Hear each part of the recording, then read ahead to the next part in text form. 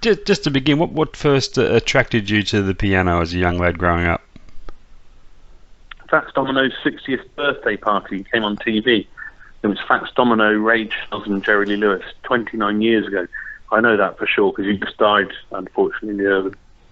And I love the bits. And yeah, we had a small TV in the front room. We only had 3 channels back in England back then. So my mum and dad wanted to watch it. I'd never heard of this guy. We're into sort of like soft, heavy time, and never really floated my boat. And Fats Domino's 60th birthday party came on TV, and I most really wanted to watch another channel, but mum and dad put it on, so I sat there. They recorded it, luckily. And they went over to Fats Domino and said, "How do you feel tonight?" And he said, "I feel like partying." And he started playing his first hit he had in 1949 called The Fat Man. And the minute he hit the piano, I was like, whoa, this is incredible. You know, just happiness oozed out of him, and the piano was just rocking and rolling, and he was fantastic, and I just fell in love with that kind of music straight away, you know. Right, so that program was a real defining moment for you. Yeah, it was the defining moment. If somebody said to me the other day if I was out, what would have happened? I must have never would have taken up the piano. Yeah. So did you go on to have formal piano training? No, I didn't. I used to go and see this woman called Mrs. Bellamy up the road, who sadly passed away now, but she tried to teach me formal piano, but I never.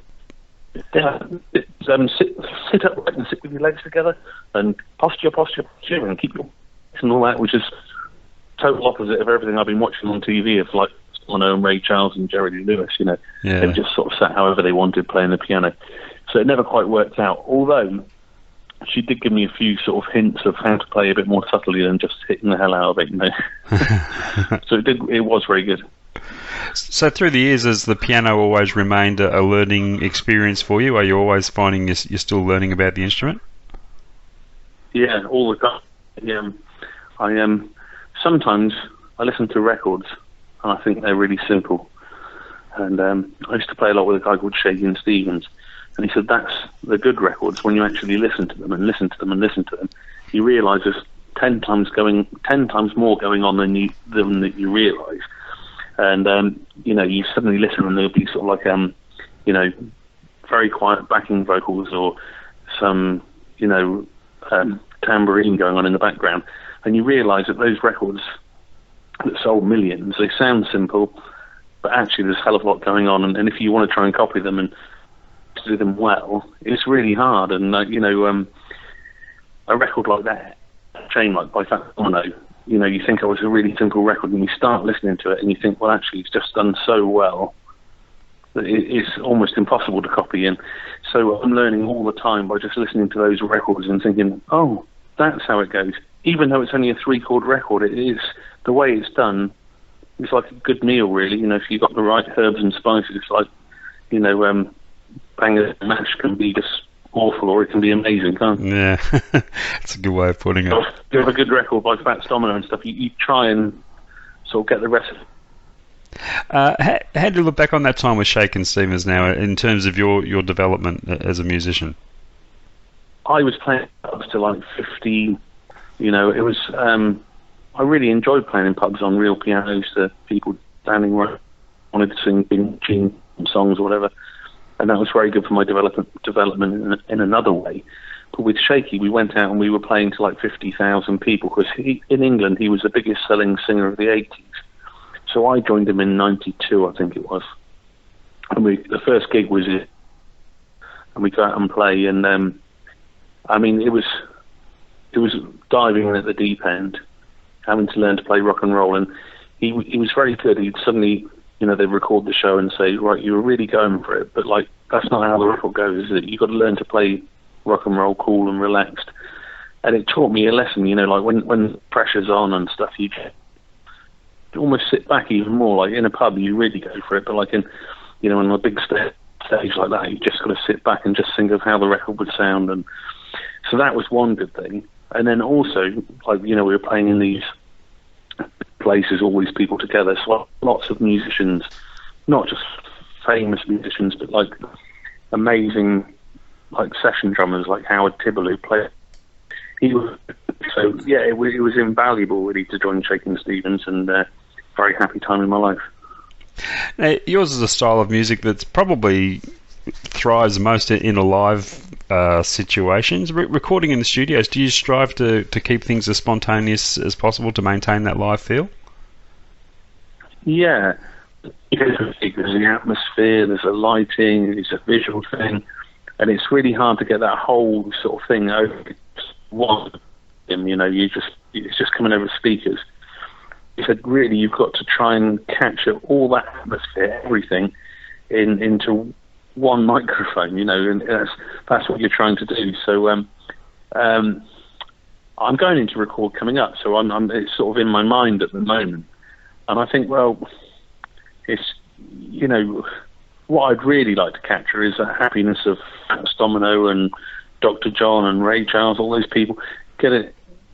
Send it down the wires kind of thing. But it's so hard, you know. You can't just smile at somebody. You can't, you know. You're trying to put all that happiness into one thing, and it's just very hard. And I think it is quite a cold experience going into the studio, because if you go and play in a small venue to 60 people, and they're all sat there, and somebody just starts clapping, you know, in time, or somebody starts yelling, it really lifts your spirits and it gives you confidence to do something. When you're in a cold studio with nobody doing any of that, it's very hard. So I do struggle, if I'm honest, going into a studio. I much prefer a live environment. Yeah. But having said that, I'm going in for 3 days next week. I'm going to try my best to try and get as much live down there as I can. Another great influence of yours was the late Ian Stewart, and you put out a wonderful tribute album to him a few years back. Tell us about putting that together. It must have been a real labour of love. Yeah, it was. Massive Ian Stewart fan for, well,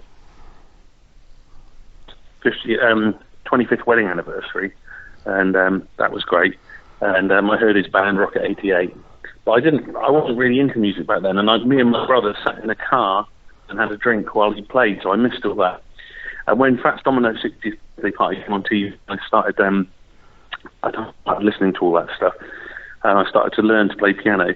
My aunt and uncle announced that they were friends of his, and they had lots of stuff that he'd collected over the years. He'd sadly passed on at that time, but he had lots of cine footage and video recordings and lots of records that you couldn't really get in Dorset at the time.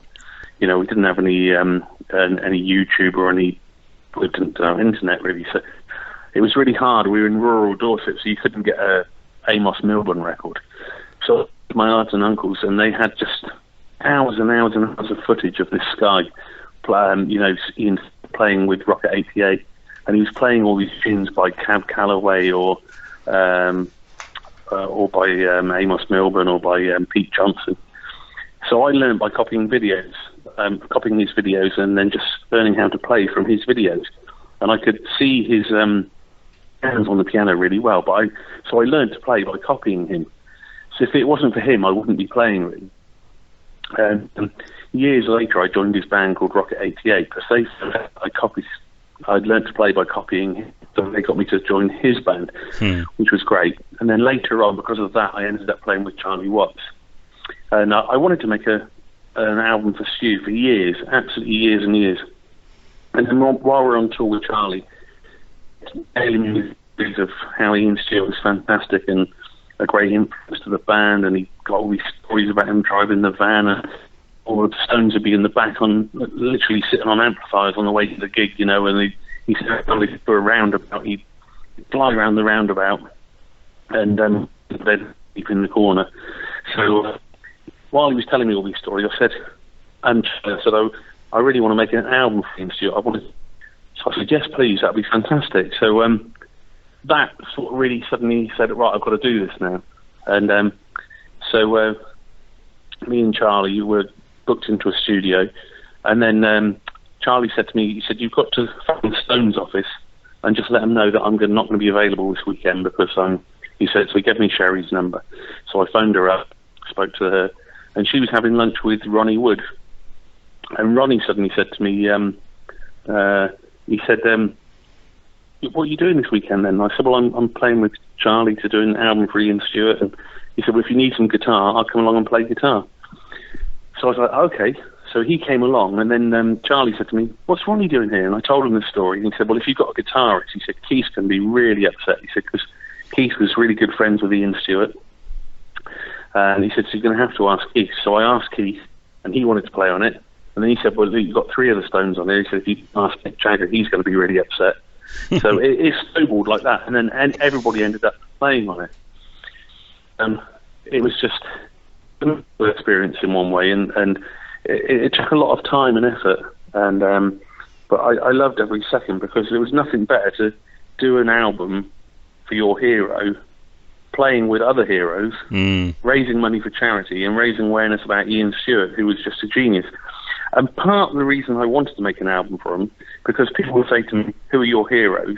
And I would say Fats Domino, Ray Charles, Jerry Lee Lewis, Ian Stewart. And when I got to Ian Stewart, everybody would say, who? And I said, you're joking, really? I said, if there wasn't an Ian Stewart, there wouldn't be any Rolling Stones. That's correct, yeah. And I got, well, because Brian Jones put in the paper, Ian Stewart answered, and they formed the Mick and Keith and everybody joined later. But to me, Ian's a massive part of their sound as well. But I kept saying to people, I love this guy, and they said, who? I just got so fed up with it. They loved him so much, they wanted to come and play. And then I needed a good a studio to record. Holland suddenly said, well, he loved Ian Stewart as well. So we went into John's studio, all the Stones came in, we all played, and we recorded the album. And then I was thinking, and Sir Peter Blake said he painted the cover for, Sir Peter Blake, he's famed for painting the cover for Sgt. Pepper's for the Beatles. He loved Ian Stewart until the first time Stones played together. So he said, I'm going to do it. So he painted the front cover. So it was just like this magical experience, and it kept on growing and growing, not because of me, because of music and because of Ian Stewart, because everybody loved him. So it was just a really wonderful experience for me. And you also managed to reunite Bill Wyman with the Stones on that project too. Yeah, well, it was the first time he played with them, I think, in 18 years, if I'm right. And so actually, Daisy, she's a really good friend of mine who she's worked with the Stones for like years, and she runs the office in London. And she suddenly said, you've got all these people on it, and Bill Wyman was a great friend of Ian Stewart, you should ask him.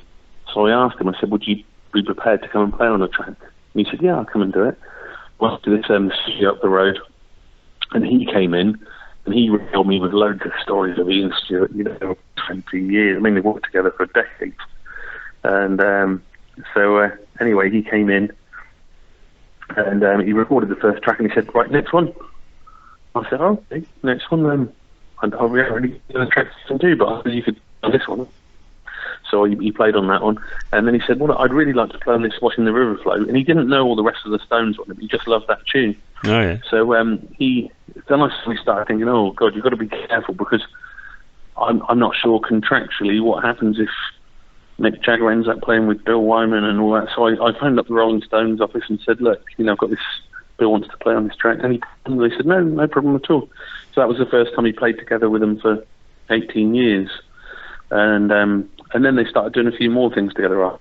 Again, the Ian Stewart influence worked its mysterious ways in all these years later, Now, Charlie Watts has been involved with you in a band called the ABCD of Boogie Woogie. Can you tell us about that? Yeah, I will. There's a fantastic, he's regarded as the world's leading exponent of Boogie Woogie. There's a guy called Axel Swingenberger from Hamburg in Germany. And he really is amazing. Now, Charlie worked with him decades before, 84, I think, was the first time he worked with him. They did a TV show, which I think you can still get on the internet. It was called The South Bank Show, with Melvin Bragg producing, and they did a special on Boogie Woogie. And it was all about the history of Boogie Woogie, about people like Albert Hammond and Lux Lewis and Pete Knots. And went through the whole history. There are exponents alive these days that still do it up to play with another piano player I met years ago called Big Joe Duskin, who since sadly passed.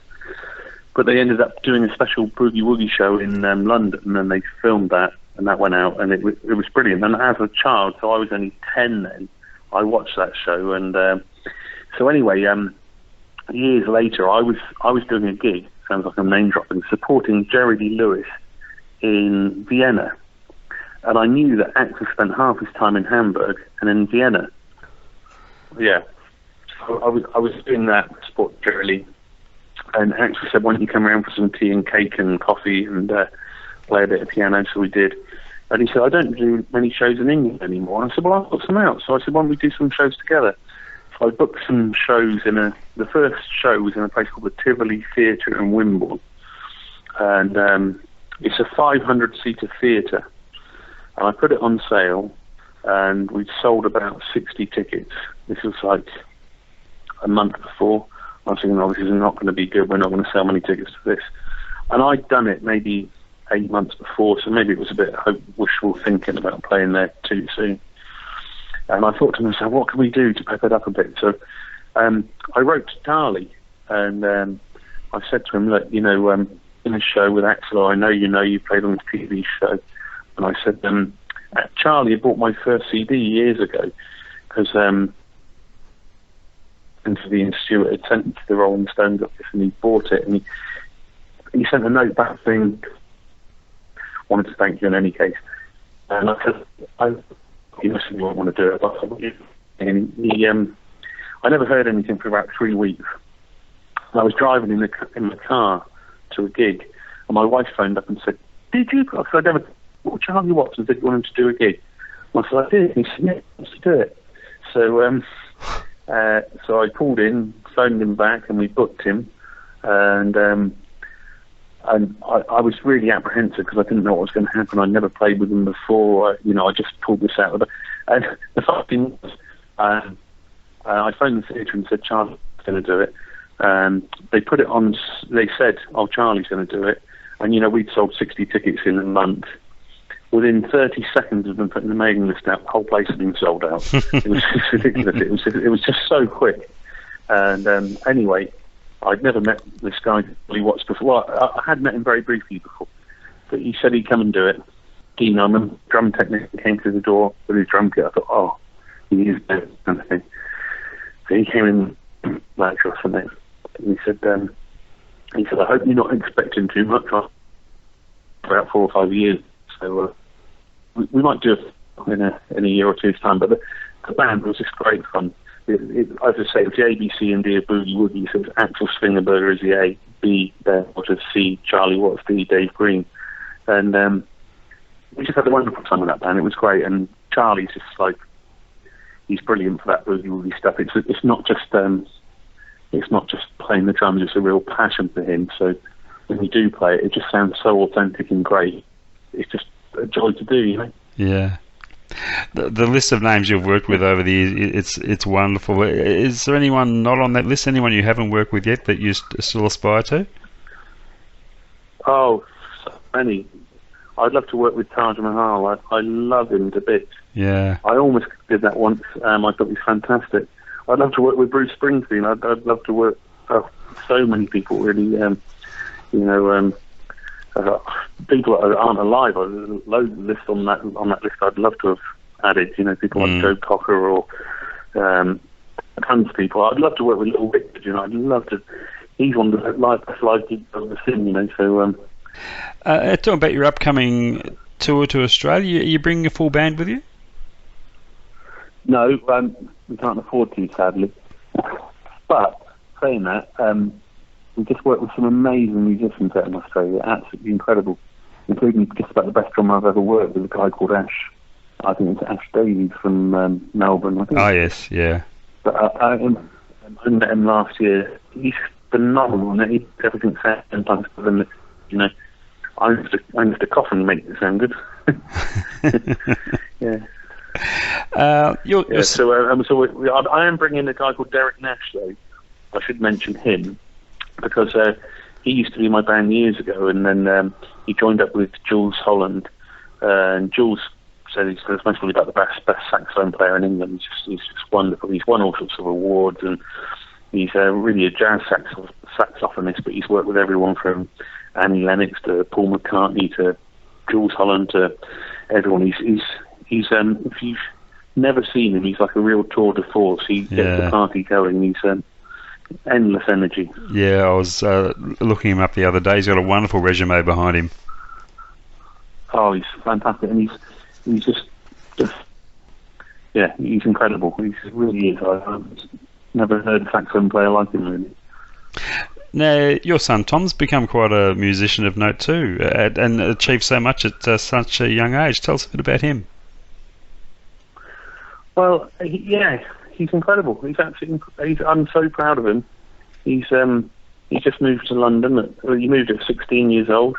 He's at the Purcell School of Music the week, the Royal Academy the weekend.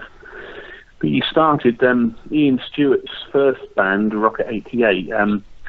We were asked called Pit and Wing in Fife in Scotland, and never done anything to celebrate this man's life. So they decided to do something in 2006 in August. So they said, would I put a band together with his old band, Rocket 88, and go up there and play? And I said, of course we would.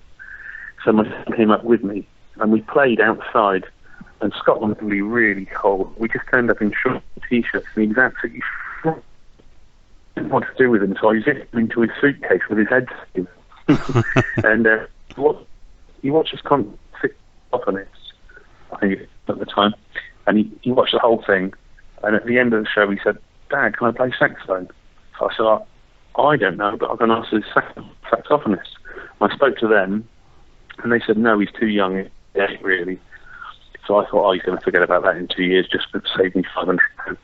And so anyway, I said, you have to wait until you're... He said, can I have one for my 8th birthday? I said, yeah, of course you can. And I think every 2 years he asked me, when's my saxophone coming? It was actually just over 2 years, because he was 5 back then, and 6. And I said, can you make him a... He went, get out and wash your face. And then... Although he didn't know the notes, he knew one note. His first gig, before, I think it was just before his 8th birthday, because he couldn't wait that long. And so the next gig, he did 2 notes. But you go, get out of that bed, wash your face, man. So he learned by just doing it all the time. And so then he, in the end, he started being homeschooled about 3 years ago, and he started doing every gig with me. And England, Scotland, Ireland, where it's one of the happiest times of my life. There's nothing gigs with his son. Yeah, absolutely. Just got asked to join the Purcell School of Music, which means he's had to buckle down and do all his work full time. And so I feel like I've got the right arm cut off, because he's not with me. But he's just having a ball out. He's doing things like going to Abbey Road Studios, the orchestras, and he's playing jazz, and he's down the Pizza Express, and so and he's absolutely having a ball. It's great. Now, you're doing some festivals while you're out here. Do you enjoy the festival circuit? It must be a great means of introducing yourself to potential new fans. Oh yeah, I love it. And this year, already, we did the Blues at the Briars, and that was fantastic. There were so many great bands down there, and you're blessed with such great, not like here at the moment, but really warm weather. We had such a good time at Blues in the Briars. We saw some amazing bands down there, and I'm really looking forward to going back and doing that festival. And we're doing Port Fairy Festival as well, which I'm really looking forward to, which I hear is sort of pretty legendary over there. Oh, it certainly is. Yeah, it's a wonderful festival. I'm really looking forward to that. That should be great fun. So I think we're doing a few other festivals while we're out there. So I'm really looking forward to it. I love the Australian culture. I love the music. We just heard so many great bands around Melbourne area. It was great. And you also got a gig at the Sydney Opera House while you're here. That must be quite exciting. Yeah, really exciting. I've been there for a drink. I never played there, so I'm really looking forward to that. So I was lucky enough to play at the Basement a couple of times. I played there with Chris Jagger, who's the younger brother of Mick. Yeah, We he's had just great been out time here over himself. Oh, great. Did Yeah. you go and see him? Yeah, I did actually. Yeah, he put on a great show. Oh, fantastic. Where did you go? He played a Bird's Basement here in Melbourne, little jazz venue. Oh, brilliant. That's a nice friend. Yeah. Tim Reese and Bernard Fowler, because we did a tour with them this year. And, it was fantastic to see them there, yeah. Now, I saw something on your Facebook page the other day about a music documentary that you're currently taking part in. Can you tell us a bit about that? Yeah, it's Sky Arts. And I can't really say too much about the content, only because I'm not sure the contract I've signed, if I'm allowed to say about it yet. But Okay. it will be out before the end of December, so it'll be out actually. So it's going to be it's going to be a look back through the year kind of thing. But in a special way kind of thing. So I think that's all I can say about it at the moment. No. Not because I don't want to, but just because I think I'm not allowed to. No, fair enough. And there's also a new album in the works. Is that correct? Yeah, that's right. Yeah, and I'm finishing it off Monday, Tuesday, Wednesday. Luckily, Ray Davis, he's been a really good friend to me over the years from the club. You think his albums and stuff, and he's booked me to do a few things. Like he curated the Meltdown Festival in London, and he got me to come and play at that and stuff. But he's letting me use his studio to finish the album off. So it should be out by the time we get hit Australia. Ah, perfect timing. That's fantastic. Great. Hey Ben, thanks so much for your time. It's been a treat to catch up with you, and we certainly look forward to seeing you out here in the new year. Will we see you, John? Yeah, I'm just tossing up which of your gigs to go to. You're doing a few in Melbourne, so I'll certainly be there. Yeah. Well, let me know. I'll stick you on the guest list. It'll be great to see you. Oh, brilliant. Okay. Fantastic. Brilliant. Thanks a lot, Ben. Take care. Have a great Christmas, and we'll see you in the new year. Yeah. Take care. All the best. Thank Bye you. bye.